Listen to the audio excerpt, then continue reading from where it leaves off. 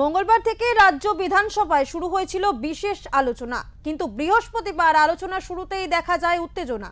সেই পরিস্থিতির মধ্যেই অসুস্থ হয়ে পড়েন বিজেপি বিধায়ক শঙ্কর ঘোষ। তারপরই শনিবার কলকাতা বিমানবন্দরে তিনি বক্তব্য রাখেন।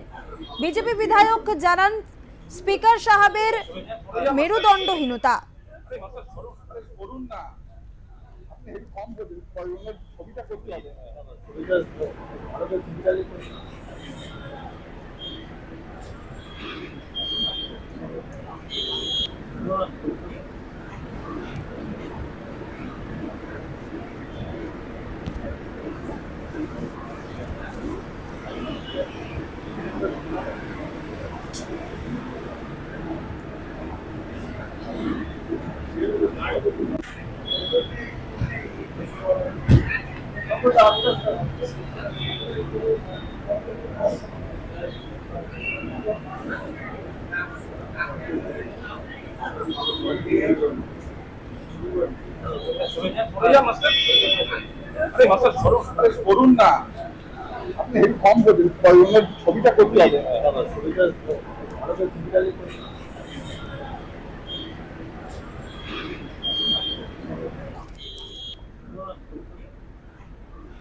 যেমনটা জানাবো, মঙ্গলবার থেকে রাজ্য বিধানসভায় শুরু হয়েছিল বিশেষ আলোচনা, কিন্তু বৃহস্পতিবার আলোচনার শুরুতেই দেখা যায় উত্তেজনা।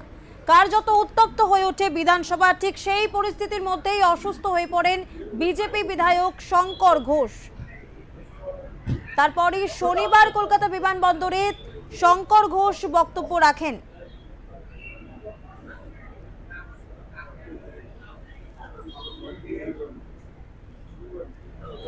আমি বলি যে সেদিনকার ঘটনার মূল দায়ী যদি কেউ হয়ে থাকে, স্পিকার সাহেবের মেরুদণ্ডহীনতা। মাননীয় মুখ্যমন্ত্রী তাকে এককভাবে তার নিজস্ব ন্যারেটিভ তৈরি করবার জন্য বিধানসভায় বলবার ক্ষেত্র তিনি প্রস্তুত করতে গিয়েছেন। বিধানসভার অভ্যন্তরে বিরোধী দলনেতাকে সাসপেন্ড যে পদ্ধতিতে করা হয়েছে সেটা অনৈতিক। আমি বিধানসভার স্পিকারকে শুধু এইটুকু বারবার ক্লারিফাই করতে বলেছিলাম যে রুলবুকের 347 ধারায় একদিনের জন্য উনি কাউকে সদন থেকে বহিষ্কার করতে পারেন, কিন্তু রুলবুকের 348 ধারায় কাউকে সেশনের জন্য তিনি বহিষ্কার করতে পারেন। যে বুকলেট আমাদেরকে দেওয়া হয় সেখানে 7 নম্বর পেজে পরিষ্কারভাবে 347 ধারা উল্লেখ করা ছিল, কিন্তু 348 ধারায় তিনি যে বিরোধী দলনেতাকে সাসপেন্ড করেছেন, আমি শুধু তাকে অনুরোধ করেছিলাম যে প্রসিডিংসের টেপটাকে শোনানো হোক।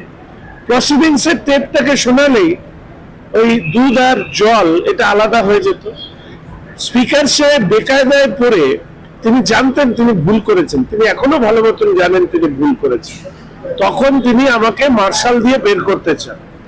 কিন্তু আমার বরাবরের প্রশ্ন, একজন স্পিকার সাহেব দলীয় নির্দেশে মুখ্যমন্ত্রীর প্রতি তার আনুগত্য প্রতিষ্ঠা করতে গিয়ে যেভাবে বিধানসভাকে রাজনৈতিক দলের মঞ্চ অফিস বানিয়েছেন তা আমি মেনে নিতে পারিনি।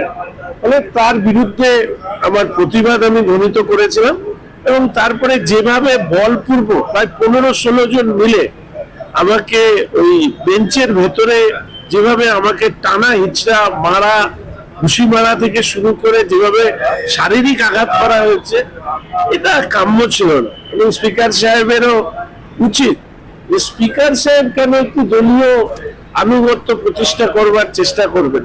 ওনার মতন স্পিকার সাহেব মনে হয় বিধানসভায় স্বাধীনতার পরে পশ্চিমবঙ্গ দেখেনি।